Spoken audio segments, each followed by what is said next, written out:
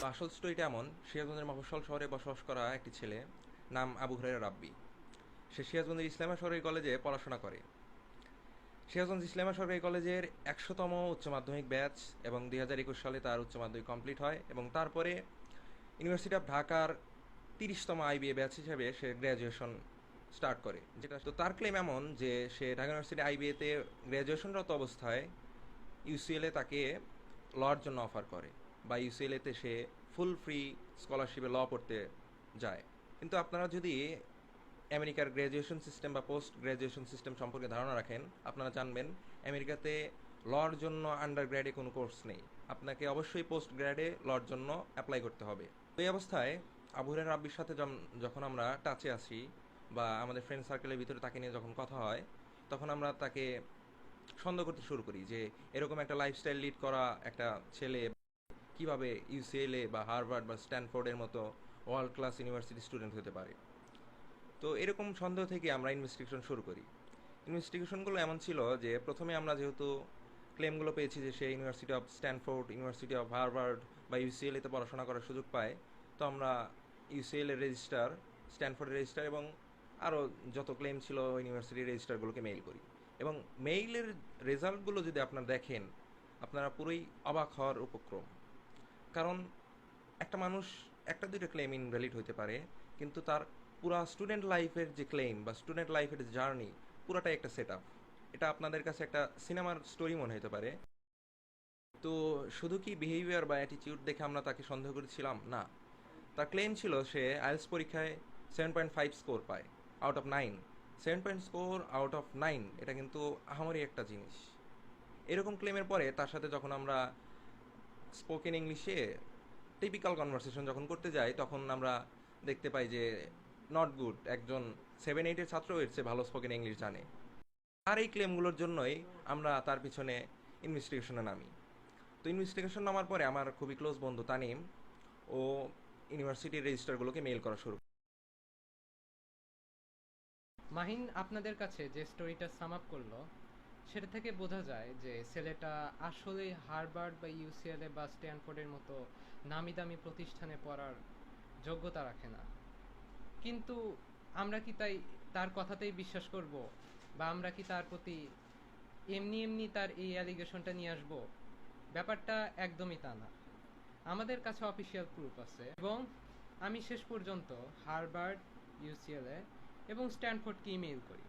Harvard সাধারণত তাদের স্টুডেন্টদের যে পোর্টালটা বা স্টুডেন্টদের যে রেকর্ডটা, সেটা পাবলিশ করতে চায় না মানুষের সাথে, যদি না সেই স্টুডেন্ট চায়।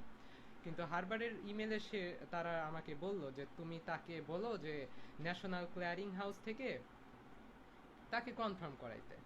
কিন্তু সে তো বেপাত্তা হয়ে গেছে। দেন মনে পড়লো সে তো দাবি করছিল স্ট্যানফোর্ড এবং ইউসিএল এর কথা।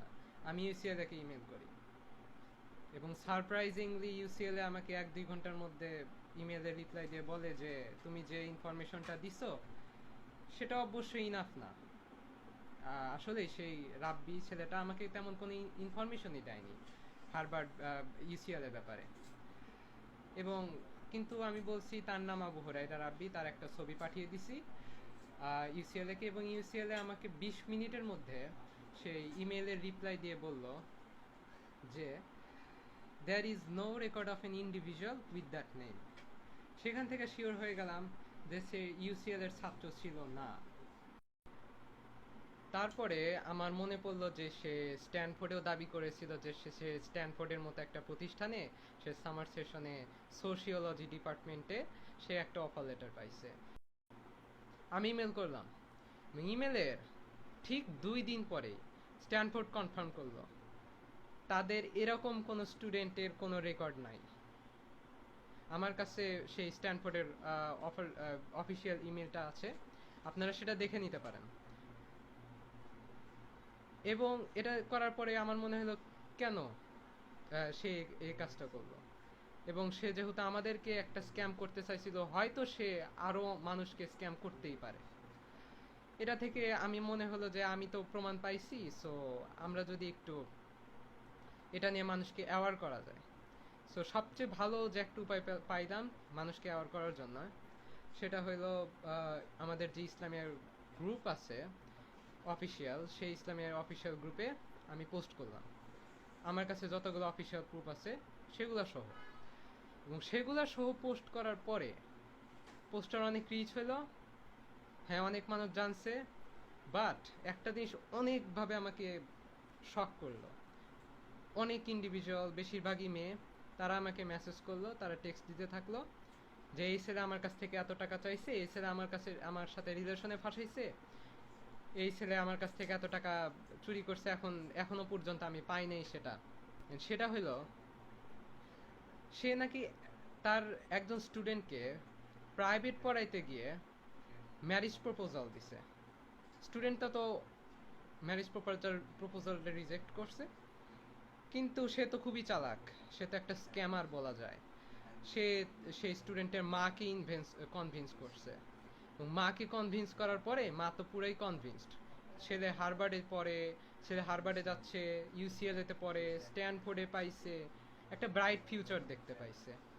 তাই মাও সেই স্টুডেন্টকে অনেক জোর করতে থাকে যে তাকে বিয়ে কর, হ্যান ত্যান, এরকম এরকম করার পরে তো মেয়ে পুরাই শক। মেয়ে তার ইচ্ছার বিরুদ্ধে একটা জিনিসকে কোনোভাবে নিজের মেনে নিতে পারতেছে না, তার ইচ্ছা। তো তানিম আপনাদের যেভাবে ক্ল্যারিফাই করলো ওর ইমেলগুলো, ওর ক্লেমগুলো, বা ইমেল থেকে আমরা যেরকম ফিডব্যাক পেয়েছি, বা তানিম পোস্ট করার পরে অন্যদের আমরা যেরকম ইন্টারাকশন পেয়েছি, তো এই ফিডব্যাক থেকে আপনারা বুঝতে পারলেন যে কত বড় একটা স্ক্যাম হচ্ছিল। তো স্ক্যামটা কিন্তু শুধু যে কিছু স্টুডেন্টের সাথে, কিছু ফিমেল কলিগের সাথে এরকম কিন্তু না। সে স্ক্যামটা শুরু করে প্রথমে আমাদের অনারেবল টিচারদের সাথে। সে প্রথমে ইসলামিয়া সরকারি কলেজে আমাদের যে অনারেবল টিচাররা আছে তাদের সাথে কন্ট্যাক্ট করে, এবং তাদেরকে এমনভাবে একটা ডিলিউশন বা ইলিউশন যেটাই বলুন, একটা ইলিউশনে নিয়ে যায় যে সে ঢাকা ইউনিভার্সিটি আইবিএতে পড়াশোনা করে এবং আমেরিকাতে স্কলারশিপে পড়াশোনা করতে যাচ্ছে, এরকম একটা ইলিউশন ক্রিয়েট করে। এবং স্যাররা তার সাথে আমাদের পরিচয় করিয়ে দেয়। তো এইভাবেই আমাদের কমিউনিটিতে সে পরিচয়টা পায়। এবং এই পরিচয় থেকে আমি বলতে চাই যে তার মোটিভ কি শুধু ফেম ছিল, বা তার মোটিভ কি শুধু ছিল শো অফ? তার মোটিভ কিন্তু শুধু এইগুলো ছিল না। তার মোটিভ ছিল আরও বড় কিছু করা। তার মোটিভ ছিল অর্থ হাতিয়ে নেওয়া, বা তার এই ফেক ফেমটা ইউজ করে কাউকে ম্যানিপুলেট করা, তার প্রতি আকৃষ্ট করা, এরকম একটা অ্যাটেনশন সিকিং একটা পারপাস ছিল তার। তো এরকম পারপাস থেকে তানিম যেটা বললো যে সে বিভিন্ন মেয়েকে অ্যাপ্রোচ করেছে এবং ইভেন ম্যারেজ প্রপোজাল পর্যন্ত দিয়েছে। তো এরকম একটা ঘটনা।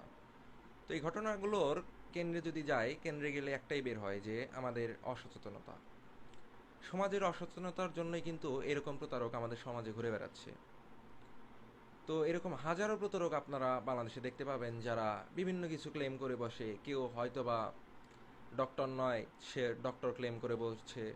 কেউ হয়তোবা কোনো কোনো এনজিও বা কোনো অর্গানাইজেশন রান করে না, সেটা ক্লেম করে বসছে। এরকম হাজারো প্রতারক কিন্তু আমাদের মাঝে লুকিয়ে আছে। এবং এই সকল প্রতারক কিন্তু প্রতি মুহূর্তেই চেষ্টা করছে আমাদের মতো সাধারণ মানুষকে যে কোনোভাবে ফাঁদে ফেলা, এবং ফাঁদে ফেলে আপনার নিজস্ব কোনো রিসোর্স নিয়ে নেওয়ার। এমনও আমরা দেখেছি এরকম প্রতারকরা আপনাকে ব্ল্যাকমেইলও করতে পারে। তো এটা থেকে আসি কনক্লুশনে। কনক্লুশনটা এরকম যে বর্তমান সমাজে সবচেয়ে ভঙ্গুর পণ্য হলো বিশ্বাস। একবার একজন মানুষের উপর থেকে বিশ্বাস চলে গেলে বা বিশ্বাস ভেঙে গেলে সেটা সারা জীবনেও হয়তো বা রিবিল্ড করা যাবে না। তো এরকম একটা অবস্থায় এরকম রাব্বির মতো হাজারো প্রতারক আমাদের মাঝে লুকিয়ে আছে। এবং এই সকল প্রতারককে আমরা কীভাবে ধরতে পারি? প্রথমেই আমাদের সবাইকে সচেতন হতে হবে, এবং নিজ নিজ জায়গা থেকে সচেতনতা সৃষ্টি করতে হবে, যেন আমরা যে কোনো ফলস ক্লেম বা যে কোনো মিসলিডিং ইনফরমেশন আমরা রিচেক করতে পারি। আমরা যেরকম হয়তো বা কিছু ইনফরমেশন রিচেক করেছি, আপনিও আপনার জায়গা থেকে এরকম কিছু ইনফরমেশন রিচেক করতে পারেন। আপনার এলাকায় হয়তো বা এরকম কেউ থাকতে পারে যেরকম মিসলিডিং ইনফরমেশন আমাদের কমিউনিটিতে স্প্রেড করছে। তো আমাদের সবার উচিত নিজ নিজ জায়গা থেকে এরকম স্ক্যামারদের প্রতিহত করা। তো অ্যাট দ্য এন্ড আমি বলতে চাই যে প্রথমে আমাদের নৈতিক গুণাবলী বা মানবিক গুণাবলী যেটাই বলুন, এটা বিল্ড করতে হবে। আমি কি জন্য একটা মানুষকে স্ক্যাম করব? তো আমাদের নৈতিক মূল্যবোধের অবক্ষয়ের জন্যই কিন্তু এরকম রাব্বির মতো হাজারো প্রতারক সৃষ্টি হচ্ছে। এবং আমাদের প্রশ্রয়, আশ্রয় বা যেটাই বলুন, এই প্রতারকদের কিন্তু একটা সুন্দর একটা এনভায়রনমেন্ট করে দিচ্ছে স্ক্যামের জন্য। দেখা হবে পরে কোনো ভিডিওতে, সেই পর্যন্ত আল্লাহ হাফেজ।